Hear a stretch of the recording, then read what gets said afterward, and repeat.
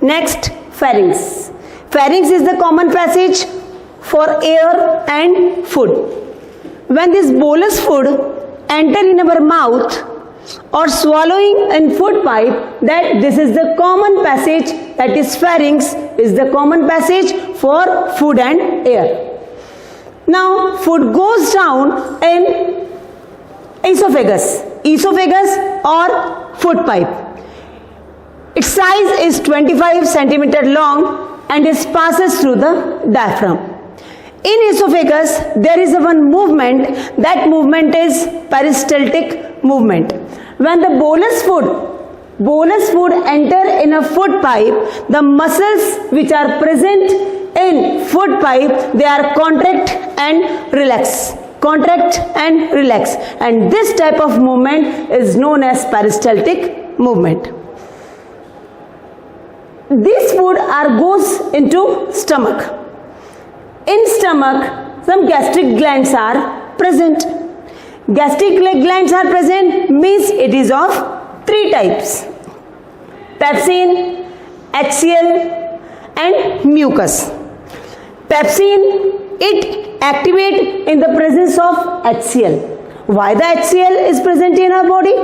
Because the HCl is present in our stomach to activate the pepsin. Pepsin is an enzyme.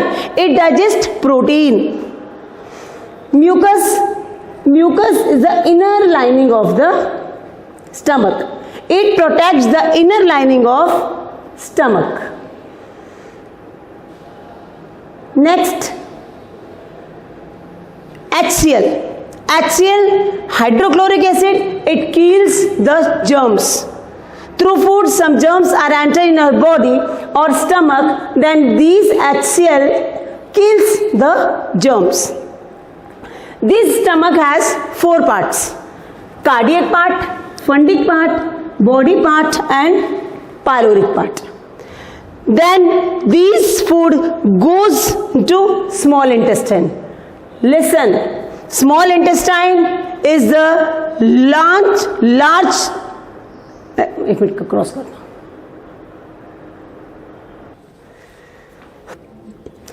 Small intestine. This length is 6.5 to 4 meter, and length is correlated to human being's height, not a weight. It is extensively coiled and compactly arranged. Food eating habits are varies in different animals. Example, in carnivorous animals, these are flesh eating animals. Flesh eating animals, they are easier to digest, so its small intestine is small in size. But in herbivorous animals, small intestine is large in size because it is compactly arranged, but it digests the cellulose, so its small intestine is large in size. Complete digestion of carbohydrate, fats and protein only in small intestine. It receives the secretion of liver and pancreas. Liver located right side of stomach and pancreas located the back side of stomach. In liver, it secretes bile juices. In stomach, our food is acidic. Acidic food with the help of bile juice, when the bile juice added with this food and it changes into alkaline. So liver secrete bile juice.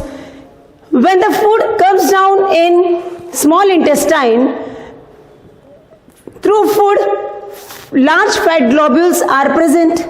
Bile salts break down the large fat globules into smaller one. Pancreas secrete pancreatic juices. There are two pancreatic juices, trypsin and lipase. Enzymes are catalyst. It increases the active. Trypsin and lipase, trypsin acts on protein. Protein is a complex material, it changes into simpler one. Lipase, it is also an enzyme and it acts on fat. Fat into fatty acids and glycerols. See, this is a small intestine. It is an extensively coiled structure, 6.25 meter. So, it increases the absorption area for secretion for absorption. Sir, एक minute बंद करो. Finger-like projections are present in intestine. In villi, these finger-like projections having some blood vessels. It supply food to all the body parts. When the villi are richly supplied blood vessels to take absorb food to each and every cell to obtaining energy to building up old tissues or repairing old tissues. Next, last is large intestine. In large intestine, its size is 1.5 meter. Its width is 1.5 meter. In comparison to small intestine, it is very small. But in large intestine also the villi are present. Villi absorb from undigested food or water, and undigested food goes out of the body through anus or anal canal. In rectum part, there is storage site for undigested food, and then at last the food goes out of the body through one opening. That opening is known as anus. Ab bolo. It changes into bolus food means in our mouth this salivary gland secretes saliva and secrete one enzyme. That enzyme is known as salivary amylase. Salivary amylase break down the starch into sugar. Listen very carefully.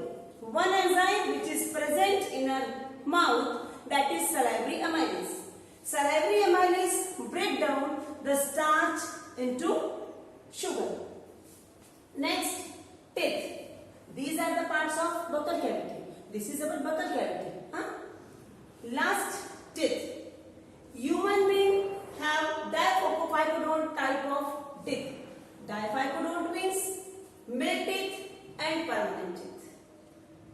Milk teeth and permanent teeth. Milk teeth 7 to 10 years and permanent teeth. Second, thecodont. The teeth are embedded. Dhasna. The teeth are embedded in our jaws. That is thecodont. And heterodont. Heterodont means different types of teeth. Amphibians and fishes, they have homodont type of teeth. Homodont means same types of teeth. But human beings having different types of teeth. There are 4 types: incisors, canine, premolar and molar. Incisors for cutting, canine for tearing. It is well developed in carnivorous animals for tearing the flesh. And premolar and molar is for chewing the food. Means human beings having heterodont type of teeth.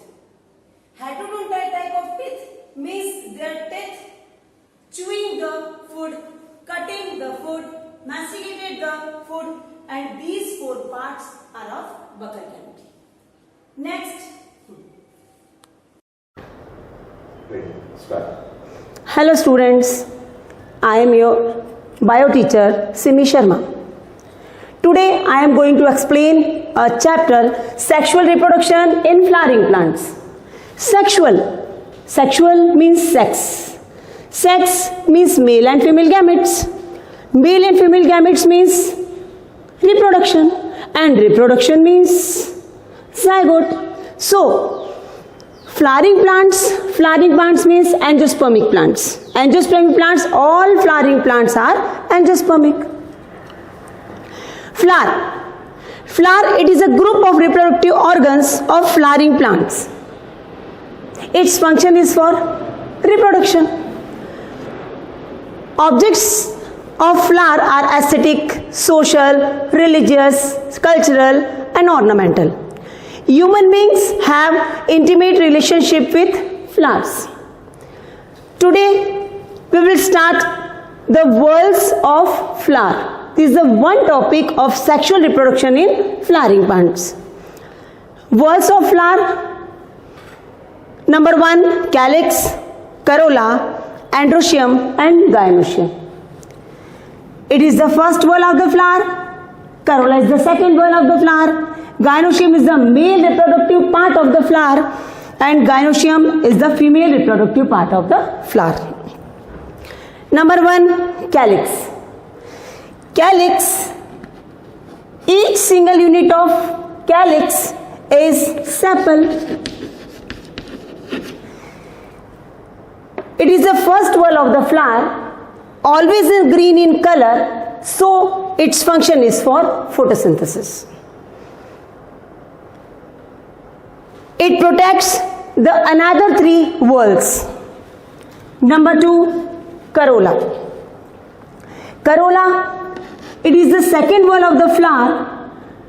It protects another 2 whorls of the flower. Means another 2 means androecium and gynoecium.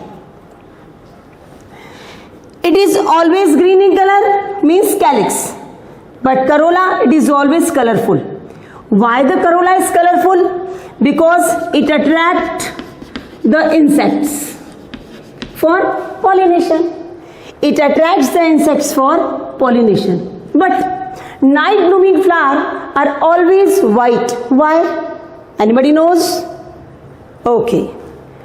Night blooming flowers are always white because at night time the pollination process is there.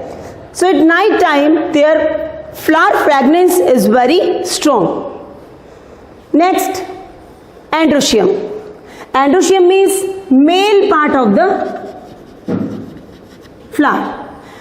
Androecium has 2 parts.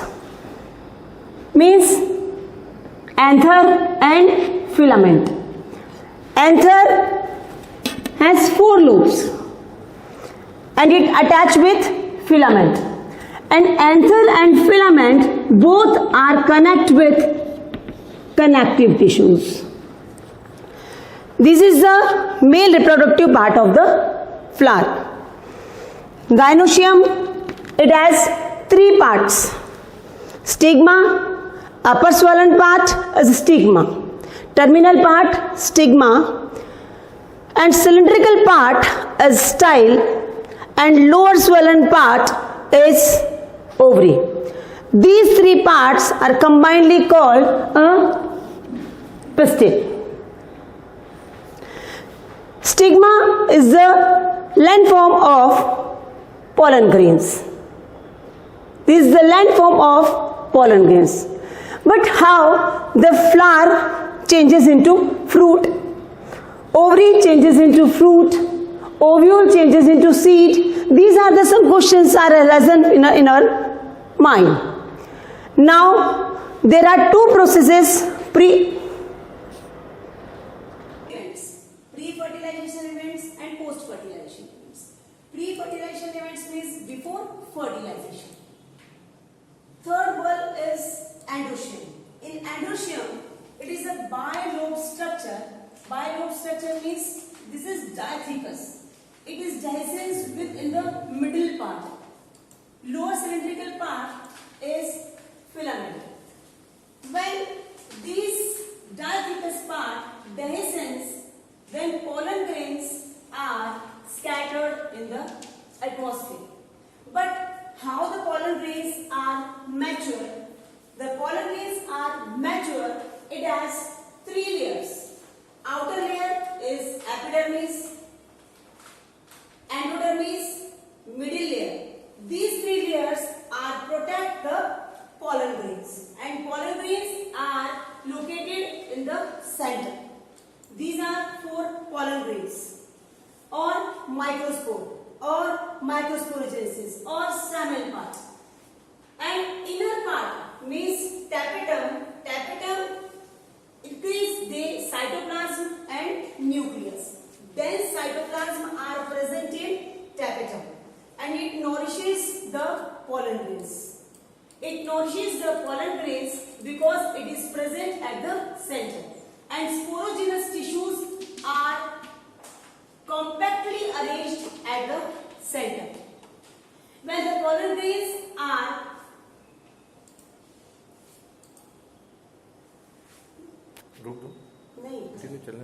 when the pollen grains are mature, it has two layers, outer layer and inner layer. Outer layer is exine and inner layer is entine. Outer layer is made up of sporopollenin, but sporopollenin having one germ pore is present in exine layer. In entine layer, it is made up of cellulose or pectin. In any harsh condition, these sporopollenin protect the pollen grain. Then pollen grain or microspore store the food in the form of vacuole, and also the dense cytoplasm and nucleus is present. It is divided into two, upper part vegetative cell, lower part is generative cell. Upper part vegetative cell means here the cytoplasm, dense cytoplasm is present, and generative cells in comparison to vegetative cell, it is very small. Generative cell is small and vegetative cell is big. So microspore tetrad means 4. 1, 2, 3, 4. Through the microspore tetrad, the pollen grains are formed. Many species cause pollen grains. Many species cause severe allergies, bronchial infections, chronic respiratory disorders, asthma, bronchitis, and these types of diseases. Through Parthenium or carrot grass come under with contaminated wheat.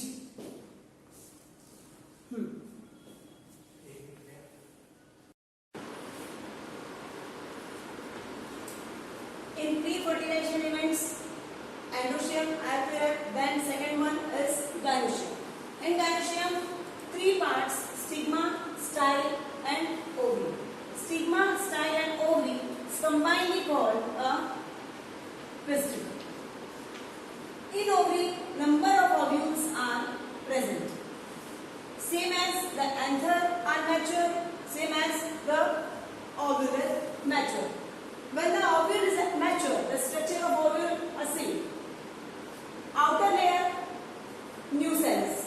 New cell is a mass of cells preserve food. Inner layer, integument. It protects the ovule.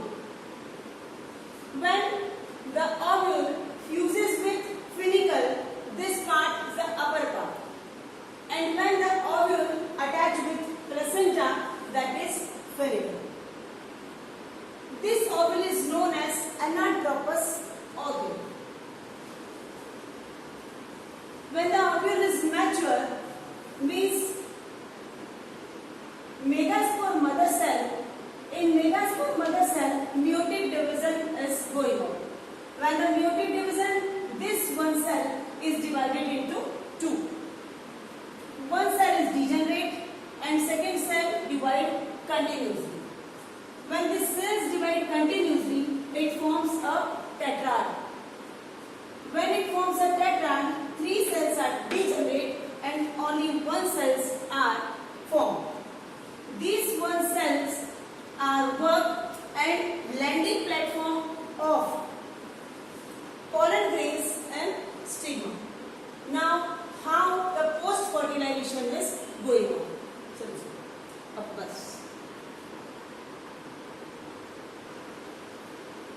Start. Now, last topic, post-fertilization events. Post-fertilization events, when the pollination process is done. Pollination means the pollen from anther comes on stigma in same plant. This process is known as pollination. Pollination are of two types. Self-pollination means same plant, and cross-pollination means species is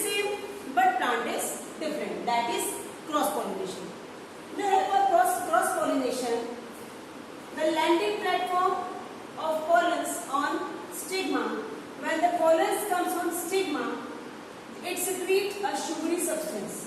When it secrete a sugary substance, slowly the pollen come inside.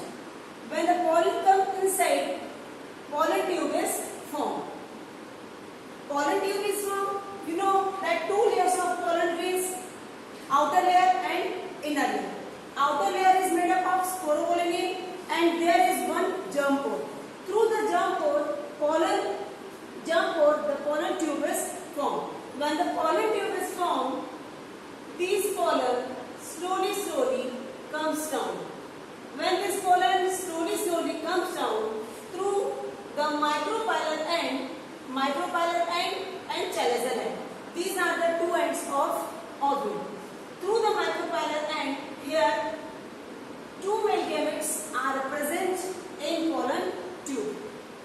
One male gamete fused with egg cell. Egg cell in micropylar end, there are three cells are present. Two are synergids and one is egg cell. Egg cell fused with one male gamete and they form zygote.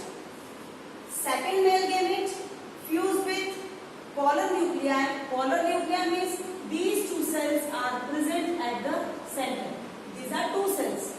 When it fused with second male gamete and they forms triploid cells, means three cells, and they forms endosperms. This is the process how the flower changes into fruit.